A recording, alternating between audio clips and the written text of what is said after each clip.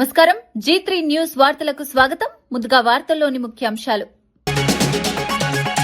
కలుషిత నీరు, కలుషిత పాలు ఘటనపై అధికారులను ప్రశ్నించిన సీఎం. ప్రజల ఆరోగ్యంపై నిర్లక్ష్యం సహించుకోమన్న చంద్రబాబు. కలెక్టర్లు క్షేత్రస్థాయిలో పర్యటించాలని సీఎం ఆదేశం. కల్తీ ఘటనలపై అధికారులకు సీఎం హెచ్చరిక. పేదల కోసం పోరాడుతున్న కవిత గొంతు నొక్కుతున్నారని ఆరోపణ. వెలుగుమట్ల బాధితుల కోసం కవిత పోరాటం అన్న జాగృతి నేతలు. మహిళా గొంతు నొక్కుతున్నారన్న ప్రభుత్వంపై విమర్శ. 700 కుటుంబాల సమస్యలపై కవిత పోరాటమన్న జాగృతి. మూసీ పునరుజ్జీవనంపై సీఎం రేవంత్ కీలక సమీక్ష. మూసీ ప్రాజెక్టుపై ప్రత్యేక కార్యక్రమానికి ప్రభుత్వం సిద్ధం. మూసీ అభివృద్ధిపై అన్ని పార్టీల నేతలకు ఆహ్వానం. మూసీ పునరుద్ధరణపై పవర్ పాయింట్ ప్రెజెంటేషన్ సిద్ధం. అట్టడుగు వర్గాల అభ్యున్నతే కాంగ్రెస్ సిద్ధాంతమన్న మహేష్. కులగణన సర్వేతో అన్ని వర్గాల వివరాలు నమోదు అన్న గౌడ్. ఆదివాసీ హక్కుల పరిరక్షణకు కాంగ్రెస్ కట్టుబాటు. అన్ని వర్గాలకు అవకాశాలు కల్పించడమే లక్ష్యమన్న గౌడ్. జగన్పై తీవ్ర విమర్శలు చేసిన వాసిరెడ్డి పద్మ. జగన్ అసత్యాలు చెబుతున్నారన్న వాసిరెడ్డి పద్మ ఆరోపణ. మహిళల రక్షణపై జగన్కు హక్కు లేదన్న పద్మ.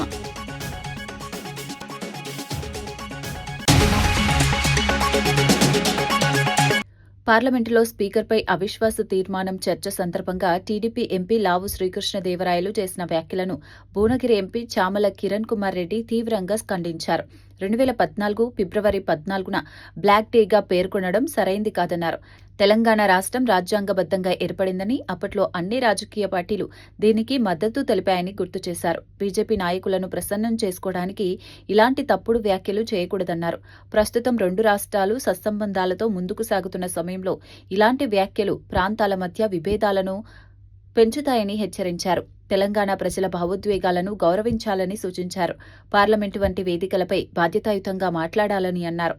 ఇప్పుడు ఈ రోజు ముఖ్యమంత్రిగా ఉన్న చంద్రబాబు నాయుడు కూడా నేను తెలంగాణకు వ్యతిరేకం కాదు, నేను తెలంగాణ ఇయ్యాలి అని కోరుకునే వ్యక్తిని అని ప్రత్యేకంగా ఓపెన్ గా చెప్పిండు. ఓపెన్ గా వాళ్ళందరూ కూడా పార్లమెంట్ కి వాళ్ళ ఇంట్రెస్ట్ ని తెలియజేసారు. అన్ని పొలిటికల్ పార్టీలు అప్పుడున్నటువంటి బీజేపీ సుష్మా స్వరాజ్ ని ఈ రోజు కూడా బీజేపీ వాళ్ళు గొప్పలు చెప్పుకుంటారు. సుష్మా స్వరాజ్ వల్లనే ఈ రోజు తెలంగాణ వచ్చిందని. మరి leader of opposition Telugu Desam party BJP నాయకులను ప్రసన్నం చేసుకోనికే నిన్న పార్లమెంట్ ఫ్లోర్ మీద మాట్లాడుతూ, లోక్సభలో ఫ్లోర్ మీద మాట్లాడుతూ ఆ రోజు జరిగిన ప్రక్రియనే తప్పు పట్టడాన్ని నేను ఖండిస్తున్నాను. ఎందుకంటే ఈ రోజు కేవలం మీరు అంటగాగుతున్నటువంటి బీజేపీ అంటే 18th లోక్సభలో చంద్రబాబు నాయుడు, నితీష్ కుమార్ గారు ఇద్దరు కలిసి ప్రజలు వారికి ఓటేసినా వారు బీజేపీకి మద్దతు ఇచ్చి ఈ 18th లోక్సభను కాపాడిరు. సరే, ప్రజాస్వామ్యంలో వాళ్ళకు ఓటేసిరు, వాళ్ళ ఇష్టానుసారంగా వాళ్ళ తర్వాత ఎన్డీఏకు జతగట్టిరు. దాన్ని నేను తప్పు పడతలేను. కానీ కేవలం నిన్న ఫ్లోర్ మీద బీజేపీ నాయకులను ప్రసన్నం చేసుకోనికనే చరిత్రను తప్పుగా చిత్రీకరించి ప్రజల సెంటిమెంట్లకు ఎగెనిస్ట్ గా మాట్లాడడాన్ని తప్పుపడుతున్న లావు కృష్ణదేవరాయలు గారు. ఎందుకంటే ఈరోజు 2 రాష్ట్రాలు విడిపోయి సత్సంబంధాలతో మంచిగా నడుస్తున్న వ్యవస్థ. మీరు ఇలాంటి వాక్యాలు ఎవరినో ప్రసన్నం చేసుకోనికే మాట్లాడి దాన్ని బ్లాక్ డేగా వర్ణించి మళ్ళీ దాని మీద ప్రత్యేక చర్చ పెట్టాలని నువ్వు parliamentary affairs minister Kiran Rijiju గారిని రిక్వెస్ట్ చేయడము, ఇదంతా చూస్తుంటే మరి నీకు అవగాహన ఉందా? మరి 2014లో అది జరిగినప్పుడు నువ్వు ఏ వ్యాపారంలో ఉన్నావు, ఏ దేశంలో ఉన్నావో నాకు తెలియదు.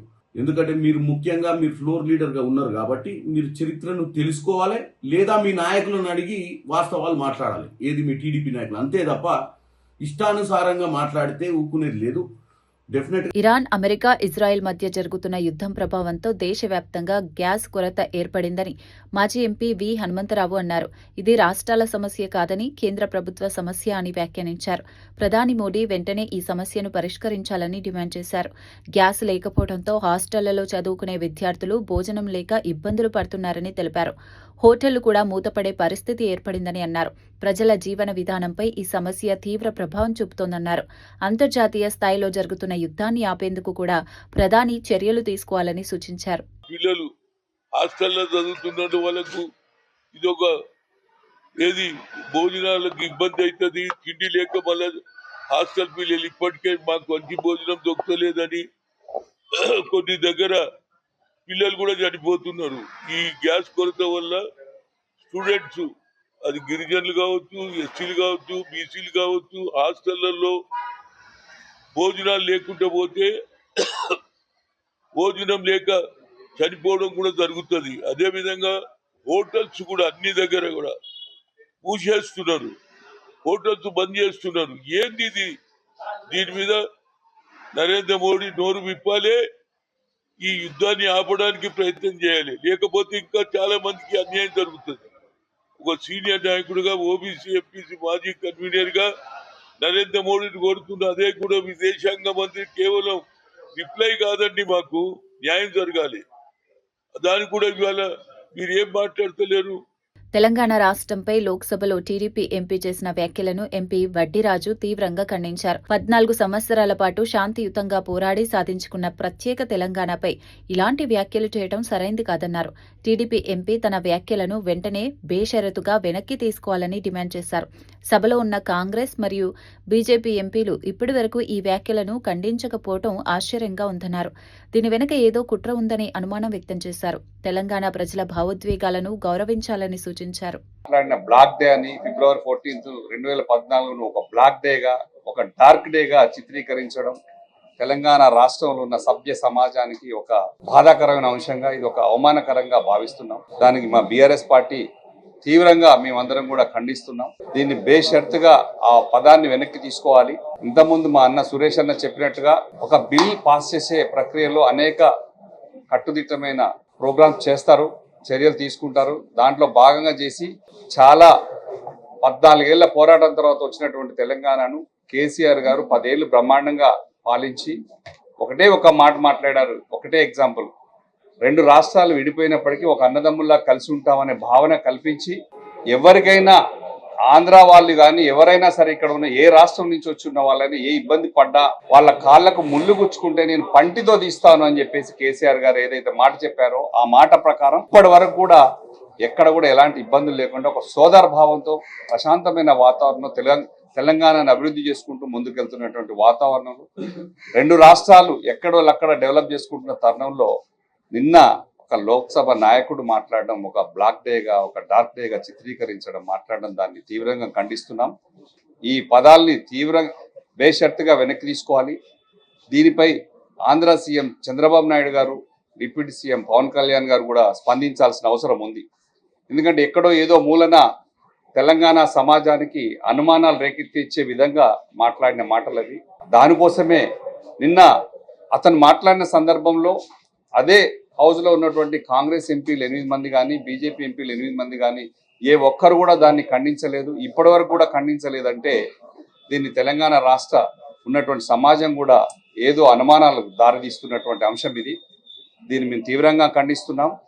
ఖచ్చితంగా వెనక్కి తీసుకోవాలి. ఎప్పుడైనా సరే మట్టి పైనకైనా సరే ఇంటోడు ఉండాలని చెప్పేసి కేసీఆర్ గారు ఎలా అయితే చెప్తారో, బీఆర్ఎస్ పార్టీ కూడా లోక్సభ సభ్యులు కనుక నిన్న ఉండి ఉంటే లోక్సభలో ఖచ్చితంగా తీవ్రంగా ఖండించే వాళ్ళం. ఇది తెలంగాణ సమాజానికి ఒక మచ్చలాగా మిగిలిపోకుండా దాన్ని వెంటనే చర్య తీసుకోవాలని చెప్పి టీడీపీ పార్టీని మేము డిమాండ్ చేస్తున్నాం. దేశ జనాభాలో సుమారు 10% గిరిజనులున్నప్పటికీ కేంద్ర ప్రభుత్వం గిరిజన ప్రాంతాలను నిర్లక్ష్యం చేస్తోందని మంత్రి సీతక్క విమర్శించారు. కేంద్రానికి గిరిజన ప్రాంతాల సంపదపై ఉన్న ఆసక్తి గిరిజనుల అభివృద్ధిపై లేదన్నారు. నెహ్రూ కాలం నుంచి రాహుల్ గాంధీ వరకు కాంగ్రెస్ పార్టీ గిరిజన సంక్షేమం కోసం కృషి చేస్తోందని తెలిపారు. గిరిజనులకు కాంగ్రెస్ పార్టీనే అండగా నిలుస్తోందన్నారు. గిరిజన ప్రాంతాల్లో విద్య మరియు ఉపాధి అవకాశాలను పెంచి వారి సర్వతోముఖ అభివృద్ధి సాధించడమే కాంగ్రెస్ లక్ష్యమని మంత్రి సీతక్క పేర్కొన్నారు. నుంచి మొదలు పెడితే ఈ రోజు రాహుల్ గాంధీ గారి వరకు గిరిజన ప్రాంతాలను అభివృద్ధి చేసుకోవాలి, ట్రైబల్ నాయకత్వాన్ని డెవలప్ చేయాలని కలలు గని గిరిజనుల కోసం 5th షెడ్యూల్ ఏరియా కావచ్చు, అటు ఈశాన్య రాష్ట్రాల్లో 6th షెడ్యూల్ ఏరియా కావచ్చు, లేదా మైదాన ప్రాంతాల్లో మాడా పథకం కావచ్చు, ఐటీడీఎల్ కావచ్చు, అదే విధంగా పీసా కావచ్చు, ఇట్లా ఏ తెగకైనా కూడా ఆయా కాలాలలో టైమింగ్స్ బట్టి 1950 నుంచి ఇప్పటి వరకు మన ప్రభుత్వం కేంద్రంలో ఉన్నంత వరకు కొత్త కొత్త విధానాలు తీసుకొచ్చి మన గ్రామాలను మనల్ని రక్షించే విధంగా, మన జనాభాకు అనుగుణంగా రిజర్వేషన్లు ఇచ్చే విధంగా మరి ఆలోచించి మరి పనిచేసింది కాంగ్రెస్ ప్రభుత్వం. కానీ గత 10 ఏళ్లలో కూడా ఇటు బీఆర్ఎస్ హయాంలో కానీ అటు బీజేపీ హయాంలో 12 సంవత్సరాలుగా మన ప్రాంతాల మీద దోపిడీ కోసం ప్రయత్నం చేసి తప్ప మన యొక్క చట్టాలను మరి అదేవిధంగా మన యొక్క సంరక్షణను ఎప్పుడూ కూడా సంక్షేమాన్ని ఎప్పుడు కూడా పట్టించుకోలేదు. కాబట్టి మన ప్రభుత్వంలో కూడా కొన్ని సమస్యలు ఉన్నాయి. వాటిని పిసిసి అధ్యక్షుల వారు కానీ మేము కానీ ఖచ్చితంగా ఇక్కడ ఉన్నటువంటి ఎమ్మెల్సీ గారు మరి శంకర్ నాయక్ అన్న గారి ఆధ్వర్యంలో స్టేట్ ఎస్టీసీఎల్ కమిటీ నుంచి ఖచ్చితంగా ముఖ్యమంత్రి గారిని కలిసి వాటిని మనం తొందరలోనే పరిష్కరించుకోవాల్సిన అవసరం ఉంది. ఇటు ఐటీడీఏలను ఇంకా కొత్త వాటిని మనము సాధించుకోవాలి. 3 కార్పొరేషన్లను తీసుకోవాలి. అదే విధంగా మరి ఎడ్యుకేషన్, అదే విధంగా ఎంప్లాయ్మెంట్, ఉద్యోగ ఉపాధి అవకాశాలు లేక ఎంతో మంది ఇబ్బంది పడుతున్న క్రమంలోనే ఆనాడు కాంగ్రెస్ ప్రభుత్వంలో ప్రత్యేక డిఎస్సీలు కానీ ప్రత్యేక ఉద్యోగాలు కానీ ఇచ్చినటువంటి చరిత్ర మన కాంగ్రెస్ ప్రభుత్వం. ఇప్పుడు అవన్నీ కూడా మళ్ళీ సాధించుకోవాలి. అందుకనే అన్ని అవగాహన ఉన్న ఈ దేశ్కి మాలిక్ కోనే అని రాహుల్ గాంధీ గారు అడుగుతారు. అది ట్రైబ్స్ అనేది చెప్తా ఉంటాడు. కాబట్టి మరి వారికి మన మీద అంత ప్రేమ ఉన్నది. అలాంటి నాయకుడు మనకు దేశానికి ప్రధానమంత్రి అయితే అట్టడుగు వర్గాలుగా ఉండేటువంటి మనం, సమాజానికి దూరంగా ఉండేటువంటి మనం, ఊరికి దూరంగా ఉండేటువంటి దళిత్, ఇట్లా అన్ని వర్గాల యొక్క సర్వతోముఖాభివృద్ధి అనేది రాహుల్ గాంధీ గారి మనసులో ఉంది. ఆయన ఎప్పుడు కూడా బడుగు బలహీన వర్గాలు పేదల పక్షాన ఉంటాడు. కాబట్టే అట్టడుగు వర్గాల అభ్యున్నతే కాంగ్రెస్ పార్టీ ప్రధాన సిద్ధాంతమని టీపీసీసీ అధ్యక్షుడు మహేష్ కుమార్ గౌడ్ తెలిపారు. రాహుల్ గాంధీ ఆలోచనలకు అనుగుణంగా తెలంగాణలో సీఎం రేవంత్ రెడ్డి కులగణన సర్వే నిర్వహించారని తెలిపారు. ఎస్సీ, ఎస్టీ, బీసీ, మైనారిటీల వివరాలను అధికారికంగా నమోదు చేసినట్లు తెలిపారు. ఆదివాసీ హక్కుల పరిరక్షణ మరియు వారి జీవన ప్రమాణాల మెరుగుదల కోసం కాంగ్రెస్ ప్రభుత్వం పనిచేస్తోందన్నారు. కార్పొరేషన్లు మరియు డైరెక్టర్ పదవుల ద్వారా అన్ని వర్గాలకు అవకాశాలు కల్పించడమే ప్రభుత్వ లక్ష్యమని మహేష్ గౌడ్ చెప్పారు. ఒక ఉద్యమంగా మారింది అది. రాహుల్ గాంధీ ఆకాంక్షని పరిపూర్ణంగా నెరవేర్చిన వ్యక్తి ఎవరు అంటే అగ్రవర్ణానికి చెందినటువంటి రేవంత్ రెడ్డి గారు. ఈ రాష్ట్రంలో రాహుల్ గాంధీ ఆశల్ని పూరిస్తూ కుల సర్వే చేసి ఎస్సీ, ఎస్టీ, బీసీ, మైనార్టీల సంఖ్య తెలియపరుస్తూ ఒక అఫీషియల్ డాక్యుమెంట్ ఇచ్చినాడు. బ్రిటిష్ పాలనలో 100 ఏళ్లకు ముందు జరిగినటువంటి కుల సర్వే తర్వాత ఈ దేశంలో స్వాతంత్ర భారతదేశంలో ఏదైనా రాష్ట్రం కుల సర్వే చేసింది అధికారికంగా అంటే అది తెలంగాణ రాష్ట్రం మాత్రమే. మిత్రులారా, ఎందుకు ఇవన్నీ చేస్తా ఉన్నాం అంటే ఇది ఖర్గే గారు, రాహుల్ గాంధీ, సోనియా గాంధీ గారి యొక్క ఆకాంక్ష. రేవంత్ రెడ్డి గారి నేనైనా కాంగ్రెస్ కుటుంబానికి అత్యంత నమ్మకస్తులుగా ఇవాళ ఈ రాష్ట్రంలో వారి అనుగుణంగా పాలన జరుగుతూ ఉంది. కార్పొరేషన్ చైర్మన్లు ఇచ్చాం, 2 కార్పొరేషన్లు ఇచ్చాం. మిగిలిన కార్పొరేషన్ కూడా వేయబోతా ఉన్నాం. మార్చి ఆఖరికల్లా కార్పొరేషన్ చైర్మన్స్ తో పాటు బెల్లయ్య నాయకు, శంకర్ నాయక్ కలిసి ఇచ్చినటువంటి లిస్టులో మెజారిటీ సభ్యులకి డైరెక్టర్ పోస్టులు ఇవ్వబోతా ఉన్నాం. ఆలస్యమైంది మిత్రులారా, డైరెక్టర్ లేడు, ఆలస్యమైంది ఒప్పుకుంటాను, రకరకాల కారణాలు. కానీ డెఫినెట్గా మార్చ్ ఎండింగ్ కానీ 1 ఏప్రిల్ కానీ ఏప్రిల్ మొదటి వారంలో కానీ వేయబోతా ఉన్నాం. కాంగ్రెస్ పార్టీ మనందరి పార్టీ. కేసీఆర్ లా ఒక వ్యక్తి పాలన కాదు, ఇది సమిష్టి పాలన. కాంగ్రెస్ పార్టీ అంటేనే సమిష్టి నిర్ణయాలు. దానిలో భాగంగానే ఈ రాష్ట్రంలో ఏ ప్రభుత్వ పరంగా నిర్ణయం తీసుకున్నా పార్టీ ఫిరాయింపుల అంశంపై రాజ్యాంగంలో మార్పులు కావాలని కాంగ్రెస్ కేంద్ర నాయకురాలు మాట్లాడుతున్నారని ఎంపీ కేఆర్ సురేష్ రెడ్డి అన్నారు. కానీ తెలంగాణలో మాత్రం కాంగ్రెస్ దీనికి విరుద్ధంగా వ్యవహరిస్తోందని విమర్శించారు. ఒక పార్టీ నుంచి గెలిచి మరో పార్టీ నుంచి పోటీ చేయటం ప్రజాస్వామ్యానికి విరుద్ధమన్నారు. స్పీకర్ ఇచ్చిన తీర్పు ప్రజల్లో నవ్వుల పాలవుతుందని వ్యాఖ్యానించారు. ఇలాంటి తీర్పులు ప్రజాస్వామ్యానికి మంచివి కావని అన్నారు. ఈ తీర్పుపై అన్ని అవకాశాలను ఉపయోగించి జ్యుడిషియల్ రివ్యూకి వెళ్తామని తెలిపారు. అవసరమైతే ఈ అంశాన్ని పార్లమెంట్లో కూడా ప్రస్తావిస్తామని స్పష్టం చేశారు. ఈ విషయంపై రాజకీయంగా మరింత పోరాటం కొనసాగిస్తామని చెప్పారు. కొన్ని కేసులు అయితే దాన్ని ఆంగ్లంలో అంటారు కదా, ఓపెన్ అండ్ షట్ కేసు అని. ఒక పార్టీ నుంచి పోటీ చేశావు, మళ్ళీ ఓ పార్టీలో జాయిన్ అయ్యావు, వేరే పార్టీ నుంచి మళ్ళీ పోటీ చేసినప్పటికి కూడా మరి అది పార్టీ మార్పిడి కింద తీసుకోలేమనే మాట చెప్పడం, మరి స్పీకర్ గారి నిర్ణయాన్ని పై మేము వెళ్ళటం లేదు. కానీ తప్పనిసరిగా ప్రభుత్వం ఏ విధంగానైతే ఒత్తిడి పెడుతుందో తెలంగాణ ప్రభుత్వం, తెలంగాణలో ఉన్న కాంగ్రెస్ పార్టీ మరి యాంటీ డిఫెక్షన్ బిల్ని నిజంగా మరి దేశ ప్రజలు నవ్వే విధంగా మరి అక్కడ పరిపాలన కొనసాగుతుందనే విషయాన్ని చాలా స్పష్టంగా కనిపిస్తుంది. మరి ఈరోజు ఒక శాసనసభ్యుడు తన పార్టీ వదిలేసి వేరే పార్టీ నుంచి నిలబడి పోటీ చేసినా, లేకుంటే స్పష్టంగా వేరే పార్టీలో జాయిన్ అయినా, కండువాలు వేసుకున్నా మరి వాళ్ళు పార్టీ మార్పలేదనే మాట చెప్పడం నిజంగా ఇది ప్రజాస్వామ్యానికి, ప్రత్యేకంగా పార్లమెంటరీ డెమోక్రసీకి ఇది నిజంగా ఇది మంచి విషయం కాదని భావించాలి. ఏదైతే మాకు అవకాశాలు ఉన్నాయో మా పార్టీ ప్రతి ఒక్క వేదికపై ఈ అంశాన్ని తీసుకెళ్ళి ఈ కాన్స్టిట్యూషనల్గా కానీ లీగల్గా పోరాటంతో పాటు పొలిటికల్ బ్యాటిల్ కూడా బీఆర్ఎస్ పార్టీ దీనిపై తప్పనిసరిగా టేకప్ చేస్తాం. పార్లమెంట్లో కూడా ఈ అంశాన్ని, ఎందుకంటే మొదటి నుంచి కూడా ప్రతి ఒక్క అంశంపై కేసీఆర్ గారు ఇచ్చిన ఆదేశాల మేరకు మేము ప్రతి సందర్భంలో ఈ యాంటీ డిఫెక్షన్ పై మాట్లాడడం జరుగుతుంది. యాంటీ డిఫెక్షన్ ని వాటర్ టైట్ చేయండి అంటే ఎక్కడ కూడా లొత్కులు లేకుండా మరి స్పష్టత తీసుకురావడానికి చట్టాల్లో మార్పులు తీసుకురావాలని గత 4-5 సంవత్సరాల నుంచి బీఆర్ఎస్ పార్టీ దీనిపై పార్లమెంట్లో కొనసాగుతూనే ఉంది మా పోరాటన. రేపు తప్పనిసరిగా చట్టాల్లో మార్పులు తీసుకొచ్చే విధంగా మా పార్టీ ముందు ఉంటుందనే విషయాన్ని మనం చూస్తున్నాం. పేదల తరపున పోరాటం చేస్తున్న కల్వకుంట్ల కవితను అణగదొక్కే ప్రయత్నం జరుగుతోందని జాగృతి నాయకులు ఆరోపించారు. CM Revanth Reddy stand with her అంటూ మాట్లాడుతున్నప్పటికీ వాస్తవానికి మహిళ గొంతును నొక్కుతున్నారని విమర్శించారు. పేదల ఇళ్ల సమస్యలపై కవిత చేస్తున్న పోరాటాన్ని ప్రభుత్వం అడ్డుకుంటోందని అన్నారు. సుమారు 700 కుటుంబాల సమస్యలపై కవిత నిలబడుతున్నారని చెప్పారు. ఈ కుటుంబాలకు న్యాయం జరిగే వరకు పోరాటం కొనసాగుతుందని జాగృతి నాయకులు పేర్కొన్నారు.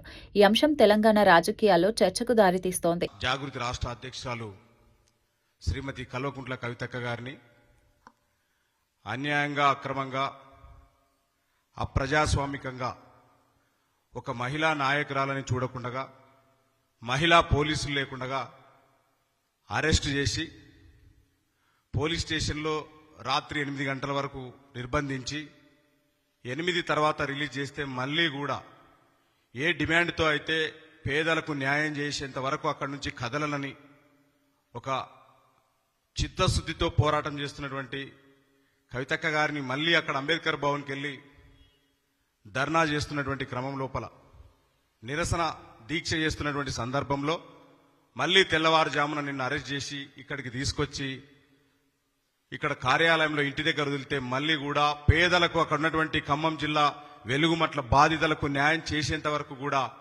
ఖచ్చితంగా ఈ నిరాహార దీక్ష మానని చెప్పేసి గట్టిగా పోరాటం చేస్తున్నటువంటి శ్రీమతి కల్వకుంట్ల కవితక్క గారికి ఈ సందర్భంగా ఉద్యమాభివందనాలు తెలియజేసుకుంటా ఉన్నాం.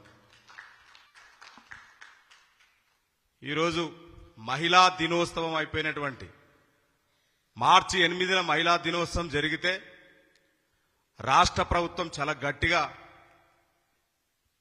స్టాండ్ విత్ హర్ అని చెప్పేసి గొప్ప కార్యక్రమం చేసింది. మేము ఆమెతో నిలబడతామని చెప్పేసి. కానీ దురదృష్టం, ఒక మహిళని చూడకుండగా, మీరు ఏ చిత్తశుద్ధి లేకుండగా, అంటే మీకు ఇదొక ఉదాహరణ, మీకు మహిళల పట్ల చిత్తశుద్ధి లేదని చెప్పడానికి మహిళా దినోత్సవం అయిపోయినటువంటి 2 రోజులకే కనీసం విచక్షణ లేకుండా ఒక అప్రజాస్వామికంగా న్యాయబద్ధమైనటువంటి డిమాండ్తో పేద వర్గాలకు న్యాయం చేయాలన్నటువంటి ఏకైక లక్ష్యంతో ఎవరో ఇచ్చిన భూములు కావవి, ప్రభుత్వ భూములు అంతకన్నా కావవి, భూదాన్ ట్రస్ట్ ద్వారా సంక్రమించినటువంటి న్యాయబద్ధమైనటువంటి పట్టాలు కలిగి ఉన్నటువంటి పేదలను మీ భూదాహం కోసం ఖమ్మం జిల్లాలో ఉన్నటువంటి 3 మంత్రుల కోసం ఈ రకంగా చేయడం దుర్మార్గం అని చెప్పేసి గట్టిగా నిలబడి మాట్లాడితే మహిళ గొంతు నొక్కే ప్రయత్నం చేసినారు. అందుకే తెలంగాణ జాగృతి స్టాండ్ విత్ హర్ కాదు, మహిళకు రాజకీయ రంగంలో కానీ, ఉద్యోగ రంగాలలో కానీ, వ్యాపార రంగంలో కానీ మహిళకు తన స్పేస్ను తనకివ్వాలా, అదే నిజమైనటువంటి మీరు మహిళలకు ఇచ్చేటువంటి గౌరవం అని చెప్పేసి జాగృతి ఒకవైపు పిలుపునిస్తా ఉంటే, మీరేమో స్టాండ్ విత్ హర్ అని చెప్పేసి తిరిగి మహిళల యొక్క గొంతులు నొక్కే ప్రయత్నం చేస్తా ఉన్నటువంటి పరిస్థితి. రాష్ట్రంలో చోటు చేసుకున్న పలు ఘటనలపై సీఎం చంద్రబాబు స్పందించారు. శ్రీకాకుళంలో డయేరియా, రాజమండ్రిలో కల్తీపాలు, పెట్లపాలెంలో బాణసంచా ఘటనలు బాధాకరమని అన్నారు. నీరు కలుషితమవుతుంటే మరియు పాలు కల్తీ అవుతుంటే సంబంధిత శాఖలు ఏం చేస్తున్నాయని ప్రశ్నించారు. ప్రజల ఆరోగ్యంతో సంబంధమున్న అంశాల్లో నిర్లక్ష్యం సహించబోమన్నారు. జిల్లాల కలెక్టర్లు కనీసం 8 రోజులు క్షేత్రస్థాయిలో పర్యటించాలని ఆదేశించారు. సమస్యలను ప్రత్యక్షంగా పరిశీలించి వెంటనే చర్యలు చర్యలు తీసుకోవాలని సూచించారు. ప్రజల ఆరోగ్యం మరియు భద్రతపై అధికారులు ప్రత్యేక దృష్టి పెట్టాలని సీఎం స్పష్టం చేశారు. చూసిన తర్వాత చాలా బాధేస్తుంది. Somewhere we are missing, we cannot miss it. అందుకే నేను చెప్తున్నా, ఈరోజు చాలా కఠినంగా ఉంటాం. ప్రజల ప్రాణాలపైన లెక్క లేకుండా కొంతమంది బిహేవ్ చేస్తే అలాంటి వాళ్ళని అప్రమత్తంగా ఉండే స్వార్థం ఎప్పుడూ సమాజంలో ఉంటుంది. అవకాశాలు ఎట్లయితే ఉన్నాయో ఛాలెంజెస్ కూడా వస్తూ ఉంటాయి. మనం ఫ్రీగా ఉన్నామంటే ఉదాసీనత వల్ల అడ్మినిస్ట్రేషన్ కింది వాళ్ళు కొంతమంది స్వార్థపరులు వచ్చి ఇవన్నీ చేసే పరిస్థితి వస్తుంది.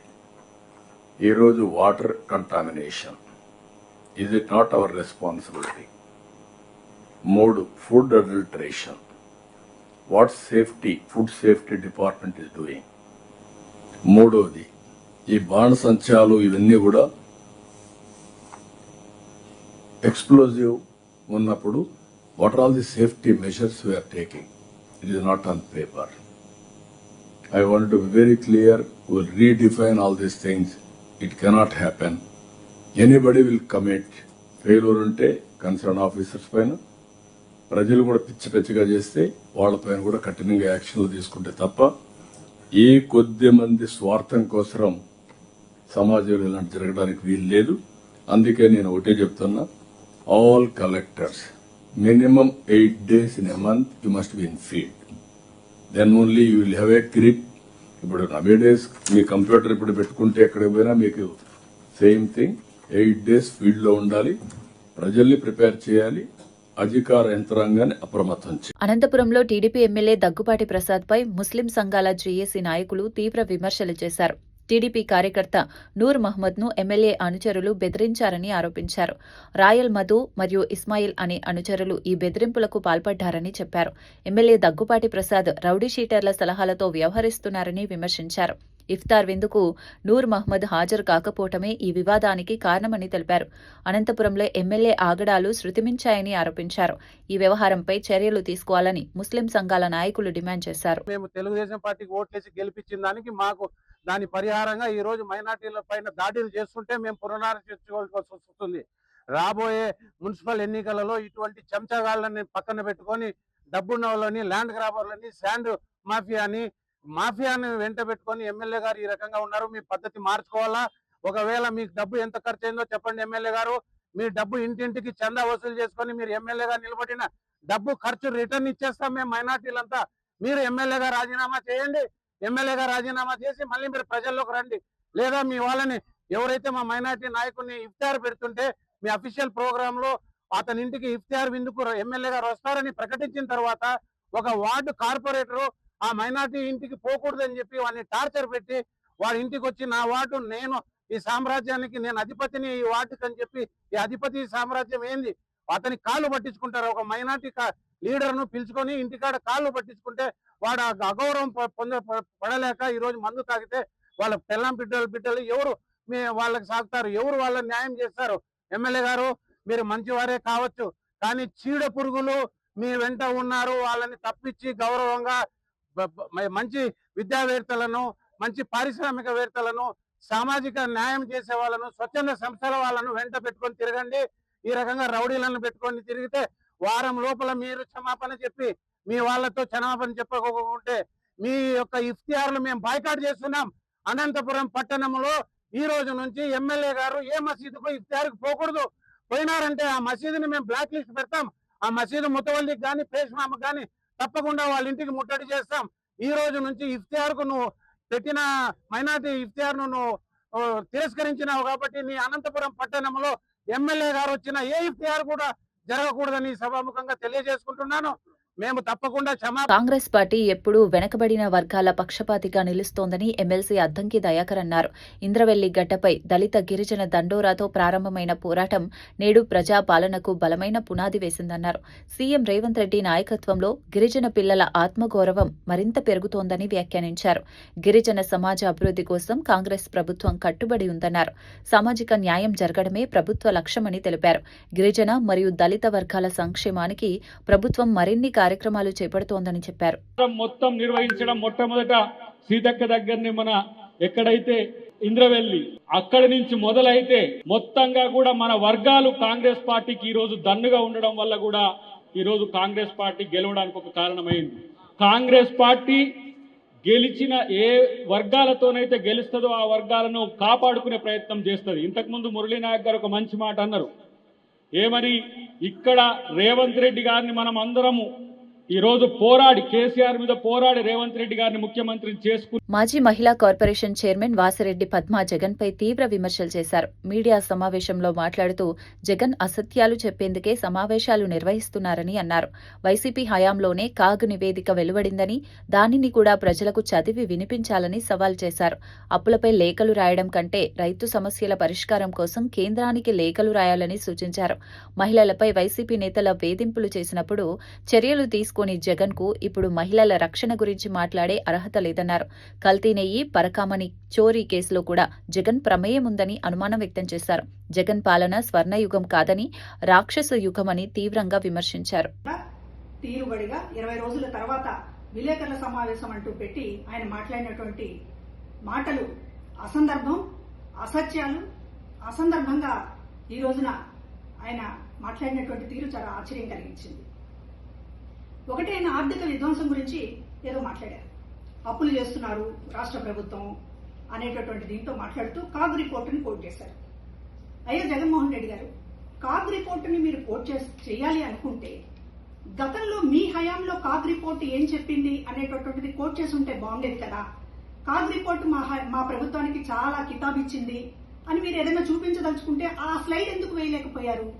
కాగ్ రిపోర్ట్ని ఆధారం చేసుకుని మాట్లాడాలి అని అంటే మన ప్రభుత్వానికి కాగ్ రిపోర్ట్ ఏమన్నా కితాబులు ఇచ్చి ఉంటే అది రిఫర్ చేయాలి.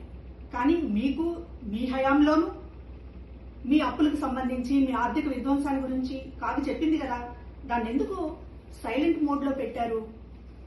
ఇంకొకటి, ఈ ఆర్థిక విషయాలు మాట్లాడుతూ కేంద్రానికి మేము లేఖ రాస్తాం, కేంద్ర ఆర్థిక శాఖకి చేసిన అప్పుల మీద అని మాట్లాడుతున్నారు. అంటే రాష్ట్రానికి అప్పు పుట్టకుండా చేయడానికి మీరు దేశవ్యాప్తంగా అంతర్జాతీయంగా లేఖలు రాస్తున్నారు.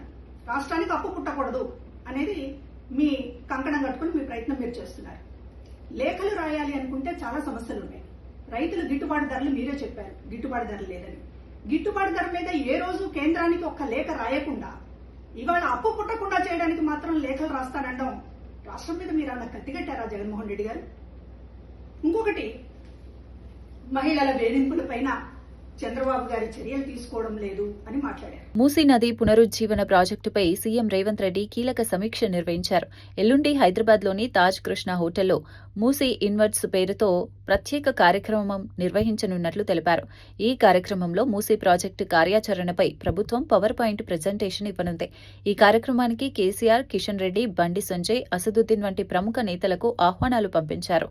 అలాగే అన్ని పార్టీల ఎమ్మెల్యేలు, ఎంపీలు, ఎమ్మెల్సీలు మరియు మీడియా ప్రతినిధులను కూడా ఆహ్వానించారు. మూసీ నది అభివృద్ధిపై విస్తృత చర్చ జరిపే లక్ష్యంతో ఈ కార్యక్రమాన్ని నిర్వహిస్తున్నట్లు ప్రభుత్వం తెలిపింది. వార్తలు ముగించే ముందు ముఖ్యాంశాలు మరోసారి.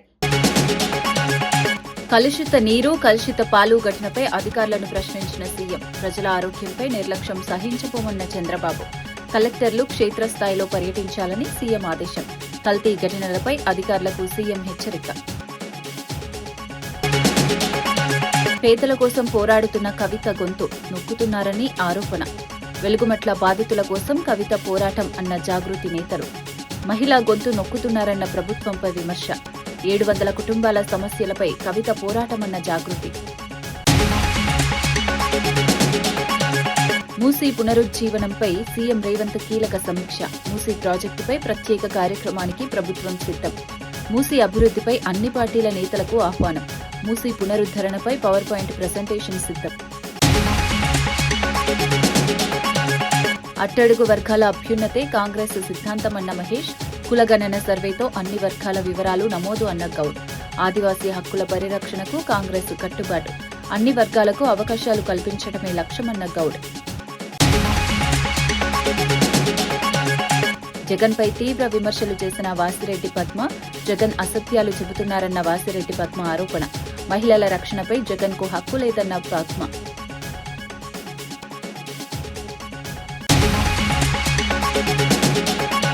ఈనాటి వార్తా విశేషాలు మరో బులెటిన్లో మళ్ళీ కలుద్దాం. నమస్కారం.